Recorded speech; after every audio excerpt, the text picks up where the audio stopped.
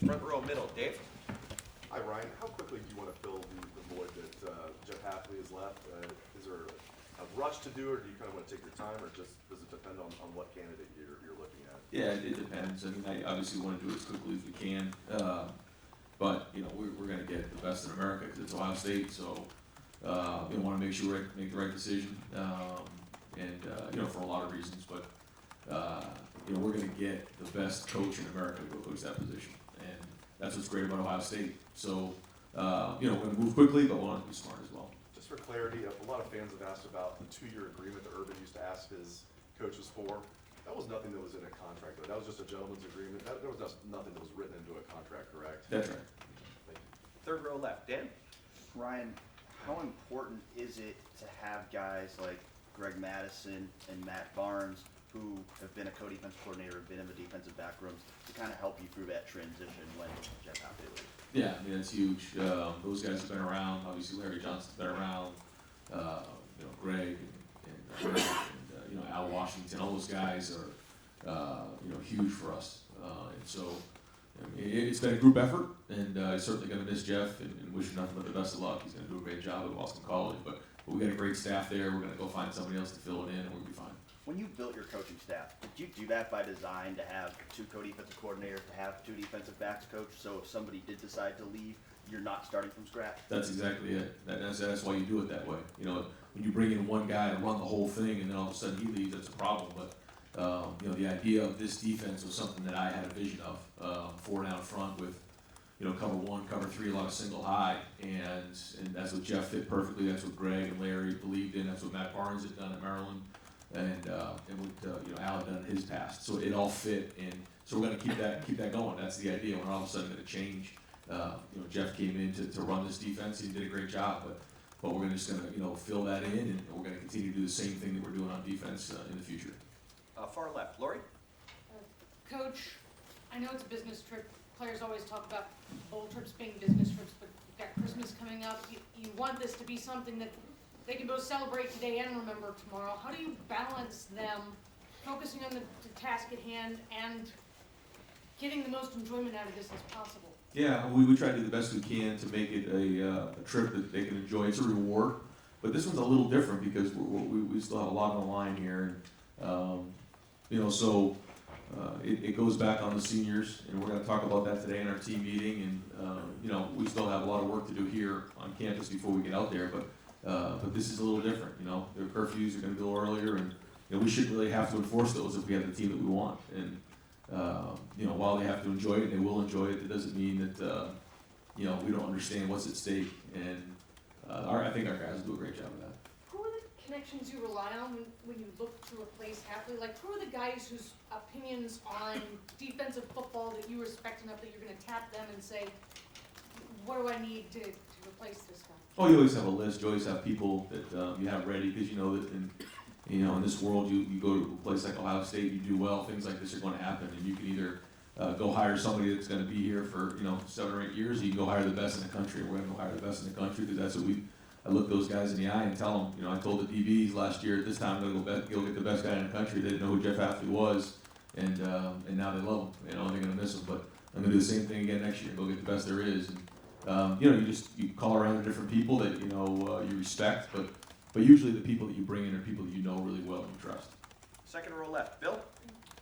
Ryan, we've asked you, I think a couple times this year about sort of how analytics factor into the way you guys game plan and your philosophy. I'm wondering along those lines, how much you look at scoring at the very end of the first half and the very beginning of the second half, because it seems like you guys have been very good at that this year, and it seems like something that, when people do pay attention to analytics, that's important to them and can swing games.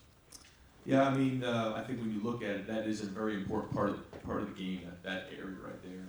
And, if you win those areas, you typically give yourself a chance to win the game. But we don't get too pigeonholed on exactly like us trying to like game plan those times of the game.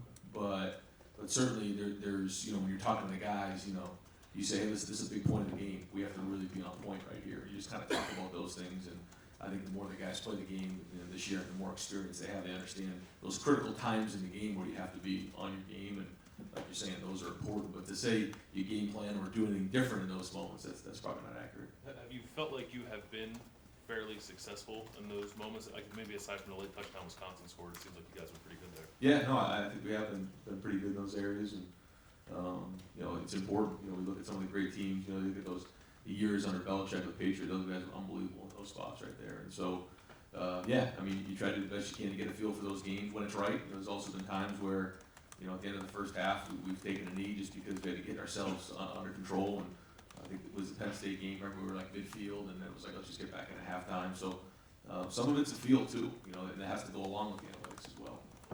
Front row left, Mitch. Ryan, I know you've been asked this several times throughout the season, but I wondered if you could reflect on it now. You've had a whirlwind month, really a whirlwind season for a guy your age in his first season, you know, coaching in a big-time program. And I know you have a ways to go, but have you been able, is there a time when you were like driving home or laying in bed at night and you're going, oh my God, what just happened? Have you been able to reflect on it like that? No, I haven't even had time to think at all. I mean, this last week was the craziest week I've ever been a part of. And, you know, we have these mid-year guys coming in, and we had, you know, 4.5 days to get there. And then there's different award ceremonies and things all over the country. It was crazy. And then we only have 3 weeks to get ready for this game, really. So then when you know, put recruiting into it, you have 2 weeks to play this game. This was a week where every second mattered in recruiting, and I thought we did a good job getting out there and had to, you know, travel a lot and do a lot of stuff. But again, now it's back to focusing on Clemson and winning this game, and then again, once we get done with the season, we'll sit back and think. But there's no time for that right now. But there must be moments when you think about yourself and what's just happened and how it's affected your family and everything. Again, you know, try not to worry about that too much because it's not going to help me right now. Obviously, proud of what we've done, proud of what the staff's done. You know, we'll get together Wednesday and you know, have a signing day there and you know, enjoy a little time right there, and I think that'll be fun. But we still have a lot of work to do because this game's on you right now. I mean, there's no time to sit back and think. Where in the past there was another week where you could prepare for this game. And you know, I have not played this game before, but talking to other coaches who have, I mean, this game is rushed more than it ever has been. And so, you know, again, it's all about how do we utilize these days and each day getting ready for this game. Okay, well, let's get them on. Okay. I tried getting Coach to buy me a corned beef sandwich in New York. He said, no time, Jerry, got no time. Fourth row right, Marcus. So Ohio State has 8 national championships and probably twice as many teams that came 1 win short. And maybe a handful of those teams were maybe 1 game away from not just being champions, but like a legendary team. And then they lost a game, they just kind of another team. I wonder if that's something that you incorporate into your message with these guys. Yeah, it will be. We haven't talked about that part of it because we hadn't been to this point yet, and we didn't want to get ourselves or too far ahead of ourselves. But that is going to be part of the message, you know, that if you want to be known as one of the best of all time and be up there with the national champs, and you want to be in rare air, here we go. You know, this is the push right here. So yeah, that will be part of the message. Not that really matters with our day-to-day operation. We're not going to be trying any harder or anything else like that, but we just got to do a great job of focusing, you know, day in and day out, and maximizing each day the best we can. So we're better prepared in 28. Second row middle, Bruce. Is Al Washington under contract? If he is, will you allow him to go to BC for a defensive coordinator position if he wants to? I mean, if that's something that he would want to do, I'd be very, very surprised and be shocked, to be honest with you. But if that's what he wanted to do, then you know I would support him. But I don't see that happening at all.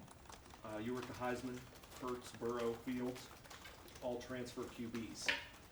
We've chatted before about this new world you're in, but man, I mean, that's like confirmation of the new world. That how do you keep a 4 or a 5-star happy when they can look and they see 3 of the 4 guys there found a better situation?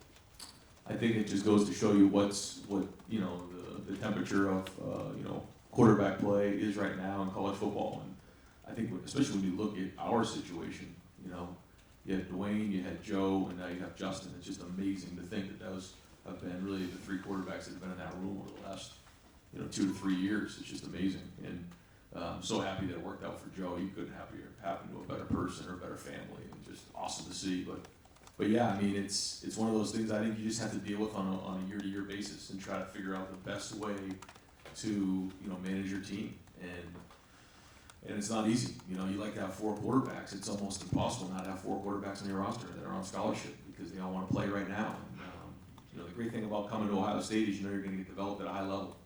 And the hard thing about that is as you develop these guys, they if they can't play at Ohio State, they feel like they can play somewhere else, and so then they go on and possibly try to play somewhere else. And so that's frustrating. But at the same time, like you said, that's kind of the way it is now, and we don't like that. We want guys to be here and stay here and be here throughout their whole careers. But at the same time, I'm also understanding of what people want to do, and so we'll just keep adjusting as time goes on. What does it say about, is it about the player, about the way quarterbacks are developed now in high school? Is it about how college offenses are?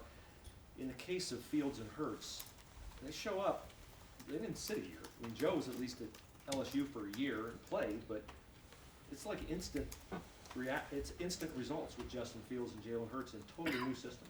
Well, I think when you look at Jalen and Joe, they're both grad transfers who played. First off, Jalen played in national championships and played a lot of football, so that doesn't surprise me at all. Joe going down there and playing the way he did doesn't surprise me either. He's played a lot of football here and been around some really good quarterbacks at JT and learned the right way. And I think Justin's probably the anomaly where he came in and was a first-year starter and in short order got himself ready to play and played at the highest level of college football and as a sophomore. So that's a tribute to what he's done. Last thing, did you see where ESPN ranked Urban the 46th best college football coach of all time? I didn't see that, no. Or you feel fortunate you got to work for the 46th best college? Seems a little low, I don't know. Yeah, I don't know about that. Second row rank. Kyle? You mentioned the schedule already, how crazy last week was and everything. You had the award circuit recruiting. I think this week's also a little condensed. In the past, the time has been almost too much before a bowl game. This year, it's different. How do you manage it? How difficult is it to plan when it seems like there's not too much time? Yeah, no, it's different, but it's the same for both teams, and it's like anything else, like dealing with rain or something like that on a game. This is the situation. Now we got to deal with it, maximize it better than our opponent. That's what it comes down to. And to say it's easy, no, it's not easy. It's a lot. You talk about getting worn down and just running from day to day as hard as you can go, waking up early in the morning, going to bed late at night, and flights and everything else. And there's a lot that goes into it, but. It is what it is, and that's why we have a great staff, and we have a great team that we can handle it, and good maturity on the team that we're going to go in and have a great week of practice this week. We'll let them go home for a couple of days, catch their breath, and then be out in Arizona. The players that were traveling last week, do they have a set things that you guys want them to try to do on the road to stay in shape? Yeah, we try to make sure that we get a good lift, good run when they get there, and then also when they come back, and just make sure we're on top of that. But really those guys, they need rest too, coming off a long season. So, and they weren't gone long enough that it made a big difference. Over here to the right, Tom? Coach, as you look at Clemson, what jumps out on their defense and how good are these guys? Yeah, I think they're really good. I think they have a lot of skill, a lot of speed. Simmons is the guy inside that kind of makes everything go. And they do a great job of changing up looks, 3 down, 4 down, a lot of pressure, try to get you off schedule. And, historically over the last, decade or more, Brent Venables has been one of the best defense coordinators in the country, and they continue to be really good on defense. And there's a lot of good players, a lot of good talent over there. Back end's, as good as we'll see. They have a lot of skill. It's been a grind to get to this point, but now you're here. There's only 4 teams. What's the philosophy of the team? What do you say to these guys? Because, one of these 4 is going to be a national champion. Yeah, I think the first thing is, you have to believe. You have to believe that you belong as national champs, and then you go from there. But our preparation doesn't need to change in terms of what we've done to this point. We don't need guys to do extraordinary things. We just need them to continue to do what they're doing.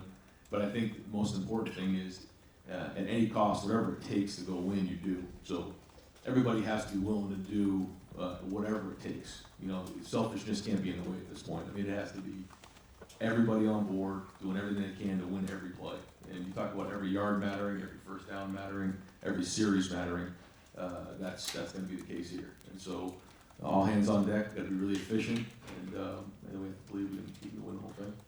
Front row right, Tim?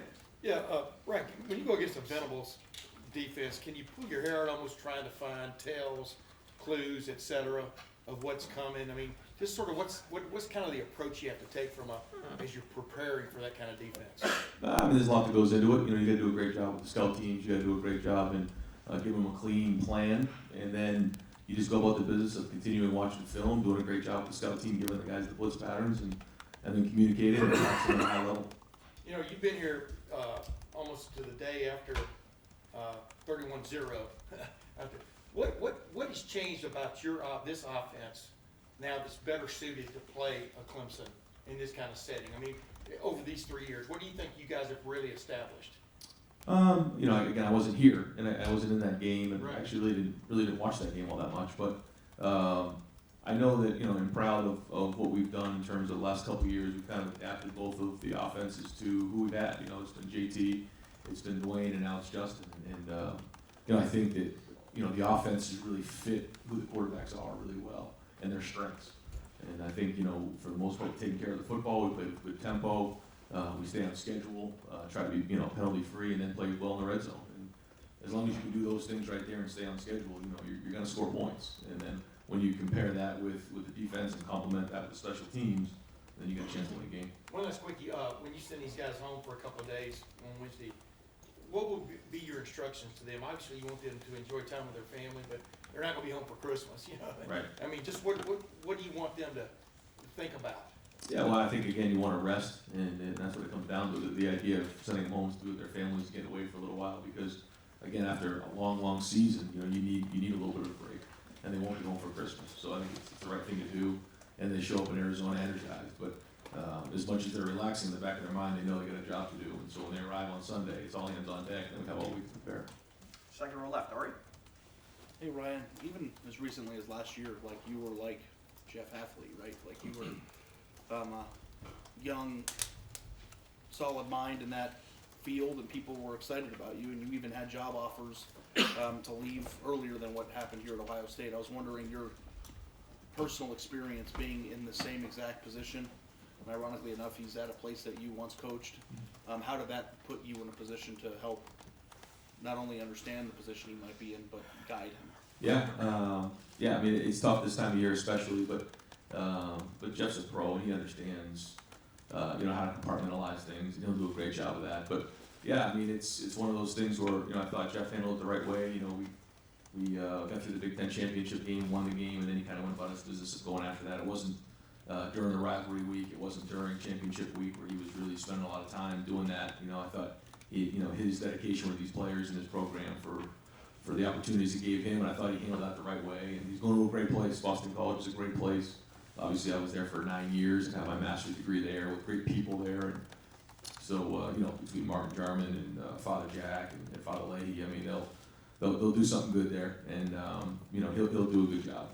But you know, he's going to finish out the season with us, and you know, hopefully it's after the national championship. And he's going to have to dual role a little bit, but you know, they have a guy on their staff who's doing the same thing, and it's kind of the way it goes. You know, when colleges make transitions, maybe not smaller colleges, but like places like Ohio State and even Florida State and some of the places that have had openings the last few years, there's this like idea that they should hire a person to make a big splash, or a brand name, or somebody who's exciting. And I'm wondering, based on just a playoff field having 4 coaches that were all promoted within, and you being one of them, how important do you think that is to be a part of a program beforehand? How did that change the way that you found success here? Just the whole deal of just being promoted from within. Is that? It's a great question. You know, I think that's one of the reasons why we've had so much success here was that you know, when Gene Smith decided to you know, stay within the program and keep some continuity within the program and keep it the way it was, I thought that was a huge decision by him. It wasn't. It was a little risky, call it for what it is. I mean, first time head coach at Ohio State, for him to take a chance with me here, well, you know, again, I can't never say enough of what he did making that decision. But that had a huge part of this, in keeping the continuity there and promoting from within. And when you look at some of the great organizations, not only in football, that's how they keep success going, is doing that and not starting over from scratch. And so, yeah, I think that's great leadership and great AD. You know, making a decision to keep it within house, and then, you know, you look at what Lincoln's done, you look at what Dabo's done. I mean, you look what Ed Orgeron's done. I mean, look at those guys; they've done a great job within that, and I think that has a big part of why it's been so successful. And just one last quick one. But there was a world where you could have been at a place like BC last year, right? And I'm wondering, based on the experience that you've had right now and where you are, do you ever think about what it would have been like had you had to start somewhere new, somewhere fresh, maybe somewhere that didn't have all the built-in foundational things that have been built here, but just like being the big hotshot name that got hired to go somewhere else, what that would have been like and how much more challenging maybe that would have been. Yeah, I think every situation's different, and you just do the best you can to try to figure out what's right at the place you're at, and every situation's different. And so Jeff's going to be going into a situation that's very different than the situation I walked into, and doesn't make it easier, doesn't make it harder. It's just different, and you do the best you can to figure out what's right, and you trust your gut and go with it. Front row left, Nathan? Any sense right now of where things are physically for Sean Wade, and how much has he had to kind of gut things out here these last couple of weeks? Yeah, no, he's been doing a good job, and getting a lot of rest here. So as we get going in practice today and this week, we'll probably have a better idea where he's at. And as far as when you have a guy who is so, with Hafley, so critically involved in recruiting, especially a position as important as defensive backs for this class, how awkward is that here for these few days? How do you guys sort of figure out how much he's still involved and how much you don't want him involved and that sort of thing? No, it's not awkward. These guys chose this school for for Ohio State, and for what we're doing on defense, and that the defense isn't going to change. And I've talked to recruits about that. It's my job to go find the best in the country, and I felt like I did that last year. I'm going to do it again this year. We're not going to change the defense. The defense is a vision that I had from early on when this whole thing started. And, Ohio State's been here a lot longer than Jeff Hafley, and it's going to continue to be great. And, Coach Hafley was a big part of the reason they came here, but it wasn't the only reason. And so, our guys have been strong in their response, and they're excited to sign on Wednesday. Front row right, Austin?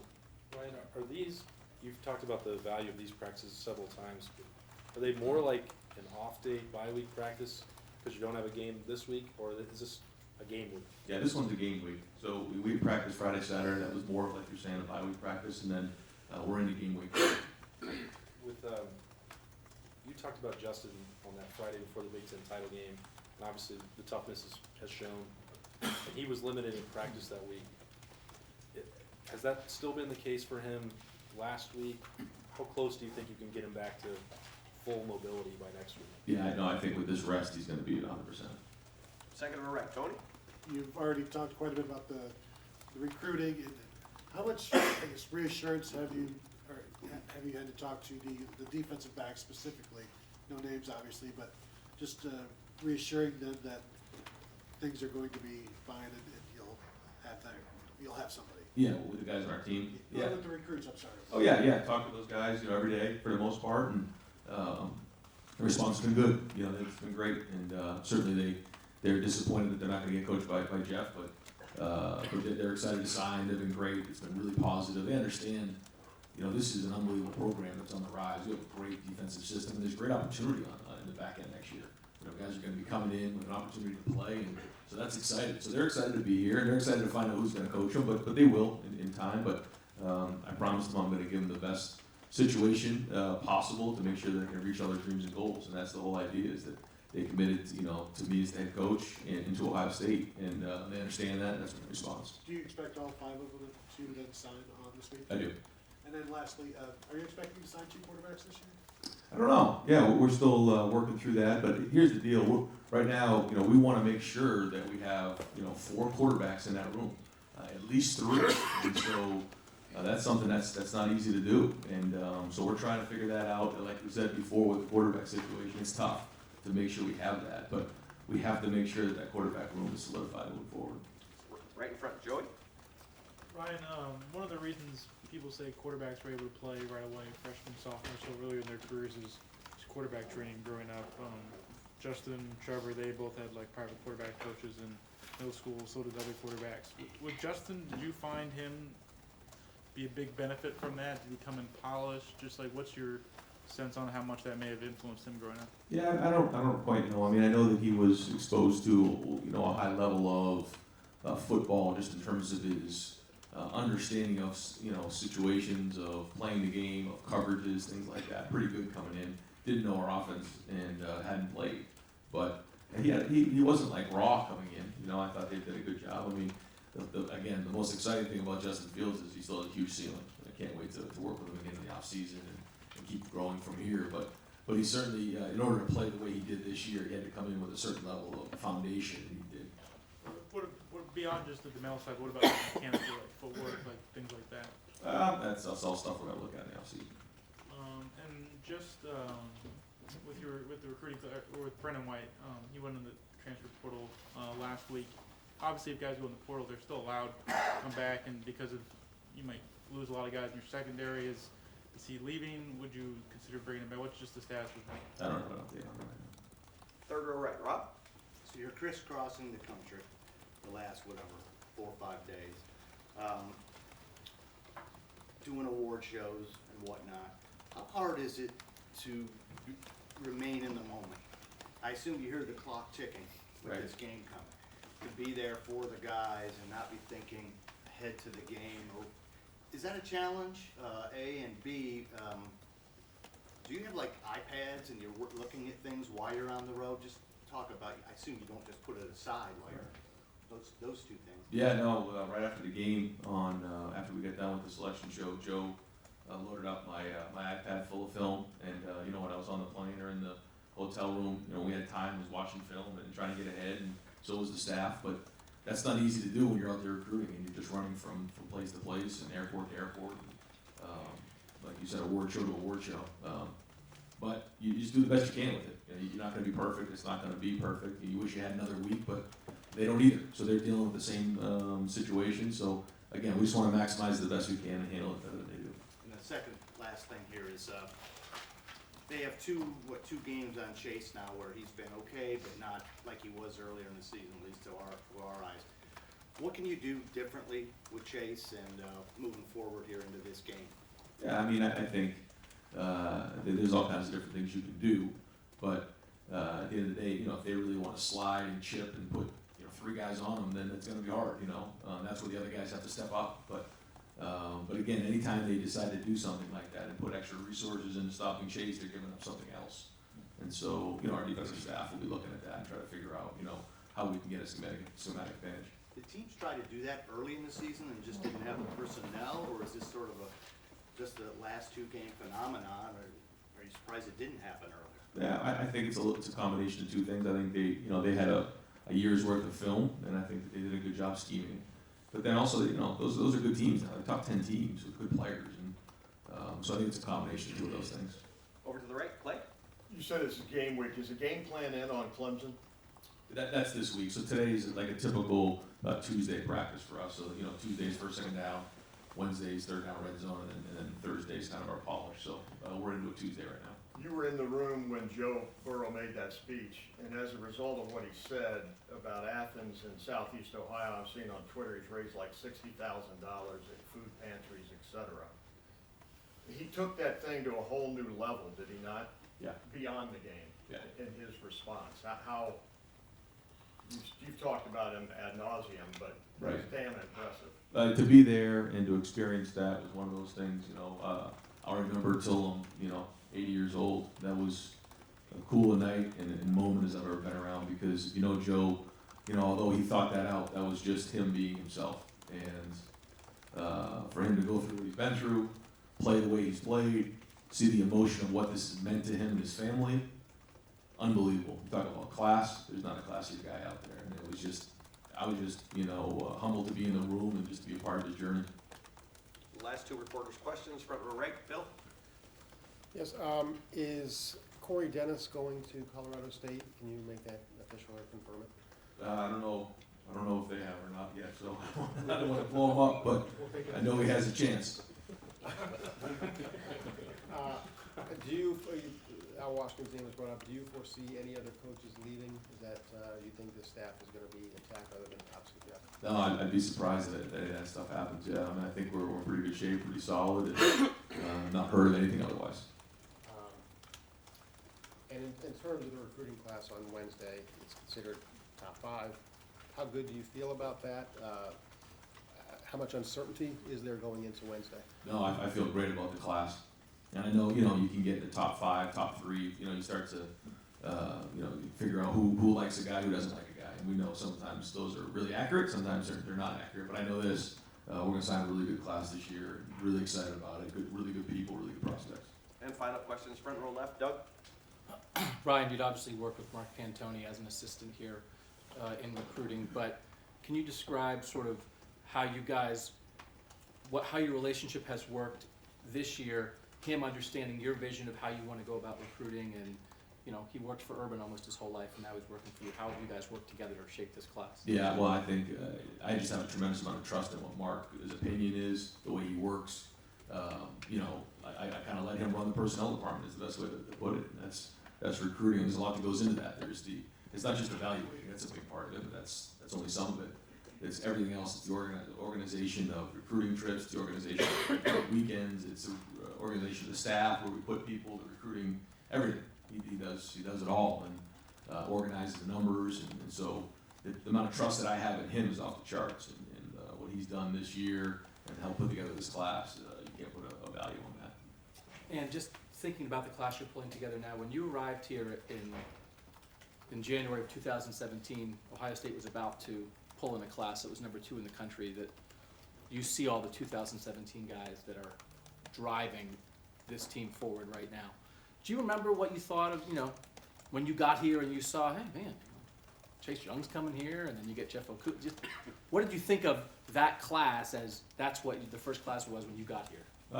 No, I mean, I know that when you're at Ohio State, you're going to get top recruiting classes because you have kind of first pick, and you have to go recruit them, you have to evaluate them, you got to do a great job with them. But at the time, just coming in, I never realized that they'd be this good of players. I mean, you talk about some of the great, J.K. and Jeff and Barron and Chase. I mean, great players but better people, and the leadership that they brought is unbelievable. And so that staff did a great job bringing these guys in. And last thing, you made it clear from the start with this defense. You said you wanted to make sure you had a four guy front, but it feels like today you're talking more about your overall defensive philosophy with cover 1 and cover 3 and the single high safety. It seems like more than we've heard you talk about it before. I don't know. Moments like this, when you are turning staff over for the first time, is this a moment where a coach does have to make clear, like, guys come and guys go, but this is what we are, this is what we do? It just feels like to me you're maybe making sure that everybody understands that today, what this Ohio State program, not just offense, but in totality, really is. Absolutely, yeah, because that's what it comes down to. And I couldn't really have those conversations in the preseason or in the spring or anything, because I didn't really want anybody to know what we were doing. And so as time has gone on, now it's on film and people know what our identity is, and it's been great. But it's what you said. I mean, we've recruited defensive linemen at a high level, so we want those guys on the field. And then, based on the experiences that I've had as an offensive coordinator, and then calling plays, I think that gives us the biggest struggle is that kind of defense. And then you mix that in with the guys that we're recruiting and the guys that we have now. I think it's a great fit. Linebackers, safeties, corners. I think that puts stress on the defense. And do I think we'll evolve as time goes on? Sure. But that's the philosophy, and those are the conversations that I had with those guys when they came in. That's why Greg is here, and that's why Larry's here, and that's why Alice here. Those guys are all 4-down guys. And then Jeff was a cover 3 guy coming from San Francisco in the Seattle Pete Carroll cover 3, and that's what I want to do moving forward. And those are the reasons they're here. They didn't come here to go run something they didn't have a background in, and that's why we targeted those guys, and we'll continue to do that. Great, Coach. Thank you very much.